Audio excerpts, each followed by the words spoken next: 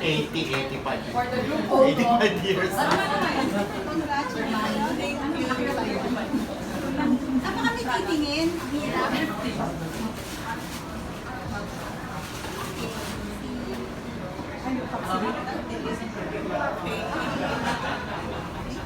Congratulations, Miss Irene. And we have some message left for in the 35 years in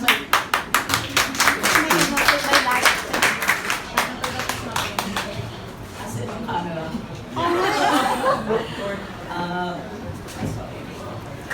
Miss Beth Gantes, Sir Edward Asurin, Miss Emmy Claron, wala si Miss Steph Green, and sa lahat ng dito ngayon sa Raffles. This is such an honor na binigyan niyo ako ng award for my 25 years of service. The first, the very first. The very first ever.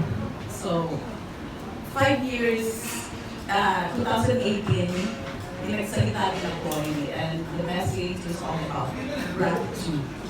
Salamat. So ngayon naman, 35 years na ako dito, ang message ko naman ay tungkol sa pagsisisi. Makikinig ako. If you are to ask me kung may Kasi regrets sa first ako, year kayo. if you are to ask me kung may regrets ako, wala. But dahil siguro sa through the years, ang dami ko lang natutunan yun. So, let me share some wisdom that I gained. Number one, I don't count the days or years. I make the days or years count.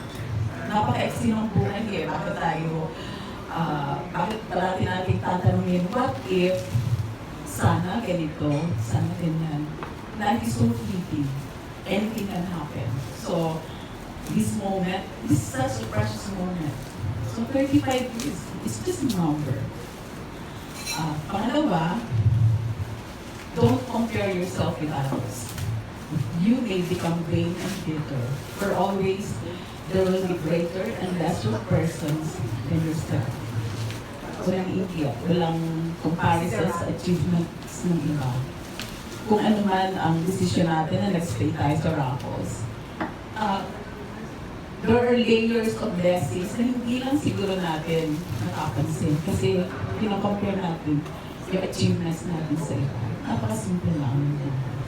And number three, and lastly, ang success kasi, it's small successes along the way. Hindi siya big time na success na, celebrity or mataas ang sweldo.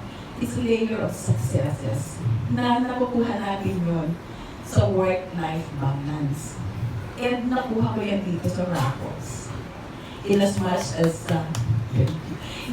as nagtatrabaho tayo. Pero di ba, marami pa tayong nagagawa outside personal life natin. In my case, I am able to pursue my interests, hobbies,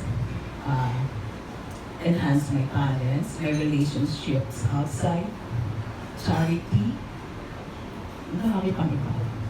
So, let's give a big round of applause, hindi sa akin, kundi para sa Raffles. Ang dami-dami ng nangyari sa lahat ng empleyado at naging pillars ng Raffles. Ang daming buhay na gumaan, gumanda. Ang daming pangarap na natupad. Yun lang. Merry Christmas, everyone.